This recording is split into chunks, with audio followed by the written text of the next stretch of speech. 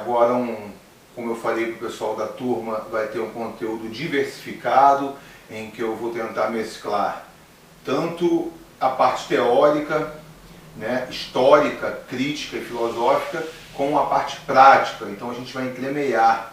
E esse conteúdo nosso que a gente vai ver hoje é sobre história da arte, né? Vamos iniciar o nosso estudo sobre história da arte. Geralmente os professores em colégios, em cursos, gostam de dar a história da arte, os conteúdos de história da arte, através da linha do tempo, começando lá na arte rupestre, e aí vindo nas civilizações antigas, depois na Idade Média, Renascimento, e aí por aí vai Barroco, e até chegar no século XX.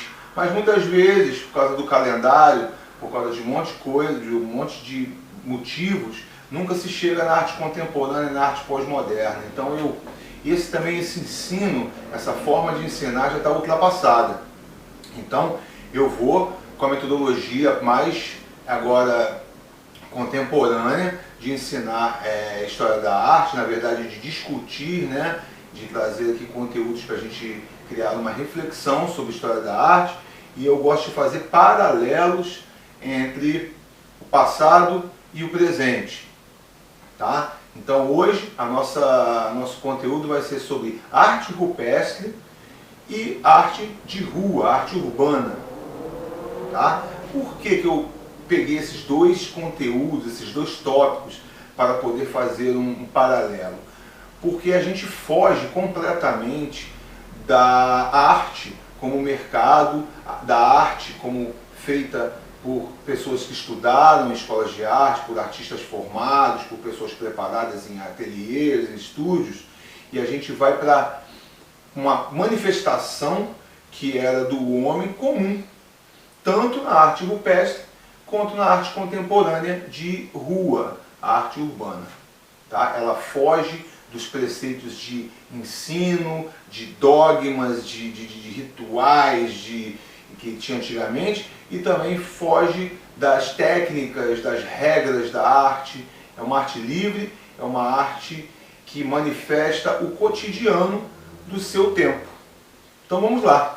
Vou começar com a arte rupestre.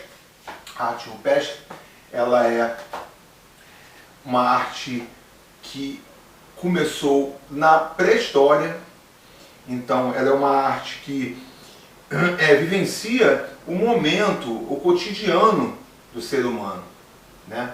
Então, quando o ser humano começou a desenvolver a imaginação, como ele começou a se expressar graficamente, fazer representações gráficas da vida, do seu eu interior, do que ele via, então ele começou a produzir a arte rupestre, né? Porque o ser humano é bombardeado, tanto o ser humano da pré-história quanto o ser humano atual, ele é bombardeado pelo ambiente, ele é bombardeado por imagens, ele é bombardeado por situações em que mexem com a imaginação. E lá na pré-história, o ser humano, quando começou a desenvolver a parte magnética do cérebro, que é a parte imagética do cérebro, que é a parte que trabalha a criatividade, a intuição e a imaginação, ele começou a marcar aquelas imagens que ele ia desenvolvendo no cérebro, nas pedras. Por isso chama-se arte rupestre. É uma arte que foi gravada nas pedras, porque a pedra ela era um suporte desse artista, vamos dizer assim, né? E o que ele usava de material? Ele usava pigmentos da natureza, pigmentos minerais, pigmentos vegetais, sementes. Então ele pegava esse material, gordura animal, então ele pegava esse material. A gente chama essa arte do período pré-histórico porque é uma arte anterior à escrita, anterior ao registro histórico. Então, tudo que se diz de arte rupestre, arte pré-histórica, tanto do Neolítico como do Paleolítico, são suposições dos historiadores da arte que vieram depois, né? Depois da escrita. Então eles estudaram essa arte rupestre e supõem que foi isso ou por aquilo os motivos para que o ser humano produzisse arte. Porque nessa época não existia o registro escrito, não existia história, não existia escrita. Por isso, pré-história. A primeira manifestação artística do ser humano foi chamada de mão em negativo. O que era isso? O humano pré-histórico, ele pegava ali um pigmento vegetal, um pigmento mineral, ele socava aquilo, ele misturava com algum tipo de solução, ou água ou gordura animal, e ele pegava um canudo de alguma planta da natureza mesmo, e ele puxava esse pigmento para dentro da boca e ele assoprava esse pigmento através desse cano, colocando a mão como molde nas paredes. Então, foi a primeira manifestação. A gente chama de mão em negativo porque a mão, na verdade, ela fica com a textura da pedra e em volta fica o borrão de tinta, né? Primeiro, depois ele conseguiu fazer em positivo também, mas em primeiro é a mão em negativo. Ele colocava a mão como forma na pedra e assoprava o pigmento. A segunda, aí com a evolução do desenvolvimento dessa representação gráfica, o ser humano começou um período de representação do que ele via. E a gente chama esse período de arte e magia. Esse período, ele representa imagens de bichos, de bisões, de búfalos, de elefantes, né? Enfim, de bichos da época, né? Ele começa a representar graficamente esse desenho dos bichos. Por que arte e magia? Porque historiadores acreditam que ele desenhava esse bicho para poder capturar a alma do bicho e ter facilidade na caça desse animal. Então, isso a gente chama de arte e magia. Como é uma época em que o ser humano era politeísta e ele tinha muita ligação religiosa, não existia ciência, né? Então o ser humano tudo tinha uma explicação mística para as coisas, ele não tinha as explicações científicas das coisas. Então ele sempre tinha esse ritual imagético para tudo, né? Então ele representava caçadas, representava animais, representava situações do cotidiano. Com a evolução dessa representação gráfica, da habilidade manual desse ser humano pré-histórico, ele evoluiu para o que a gente chama, para a terceira fase que a gente chama de desenho em movimento. Esse desenho em movimento é aqueles bonequinhos palitinhos, né, aquelas representações de boneco palitinho com lanças, com tudo, já caçando, aí já não é mais só o animal, caçando, capturando, ou dançando, tem registros já pré-históricos de danças em volta de fogueiras, e situações do dia a dia mesmo, a mãe amamentando uma criança, ou o pai chegando com uma caça, enfim, representações do cotidiano. Era o que o ser humano vivenciava, ele tinha vontade de registrar graficamente isso. E ele registrava isso graficamente para mostrar para os demais, para aquilo ficar guardado. Por isso que eles faziam esses registros dentro das cavernas. As cavernas têm o maior poder de conservação desses pigmentos. Todos os desenhos que eram feitos outdoor, vamos dizer assim, nas áreas externas, esses desenhos foram se perdendo com a ação do tempo, com a ação da chuva, do sol, enfim, erosões.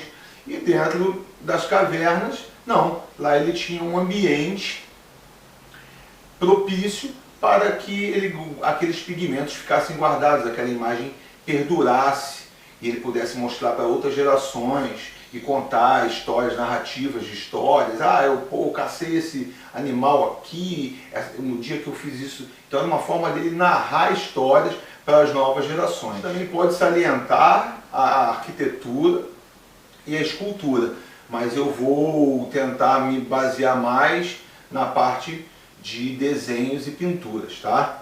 Mas houve também a arquitetura também. No Reino Unido, por exemplo, é conhecido Stonehenge, que é um círculo de pedras colocadas, foram anos para colocar essas pedras, e elas tinham toda uma função de observação astrológica. Sim, o homem pré-histórico já observava o céu. Então, e ali também foram achadas ossadas, então também era lugar ritualístico. Nós temos as primeiras esculturas, que são as Vênus e as Vênus estatopígias, e uma das mais conhecidas e primeiras é a Vênus de Willendorf, que geralmente essas Vênus eram representações da fertilidade, e geralmente essas representações dessas Vênus, elas eram com os seios protuberantes, o quadril protuberante. Por quê? Porque era um fato importante na vida do ser humano, a alimentação e a procriação. Como existia ainda uma mítica em cima do processo do ser humano fecundar o outro ser humano, do nascimento de outro ser humano, todo mundo achava que era ainda uma coisa divina, não existia ciência, então todas as representações escultóricas nesse período, elas eram feitas assim, geralmente a mulher como sendo a deusa criadora, a deusa que fecunda, é a razão da vida, né? E ela sempre com seios que representam a amamentação, representam a alimentação, e a barriga grande, os quadris grandes, representando a gravidez, representando a gestação, enfim, representando a fertilidade. As principais pinturas que nós temos pré-históricas são três, vou citar aqui três. É a caverna de Lascaux, na França, a caverna de Altamira, na Espanha, e a Serra da Capivara, aqui no Brasil, no Piauí. Todas têm pinturas e desenhos pré-históricos, dos mais antigos registrados nos livros de História da Arte. Bom, e é isso. Agora, vou deixar uma reflexão aqui sobre esse assunto que é importante, interessante, é que, conforme as pesquisas históricas foram descobertas, esse mesmo padrão de seios grandes, quadril grande, quadris grandes, em vários pontos do mundo, no mesmo período. E pontos distantes em que nessa época não existiam formas de se locomover e que o ser humano representava da mesma forma. Então existem Vênus estatopígias na Noruega, outras na Espanha, outras que aparecem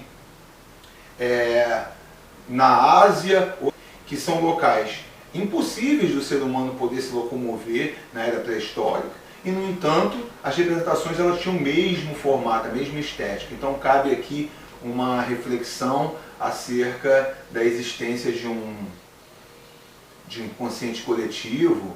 Não se sabe, fica aqui a reflexão. O que fazia o ser humano tão distante fazer os mesmos tipos de representação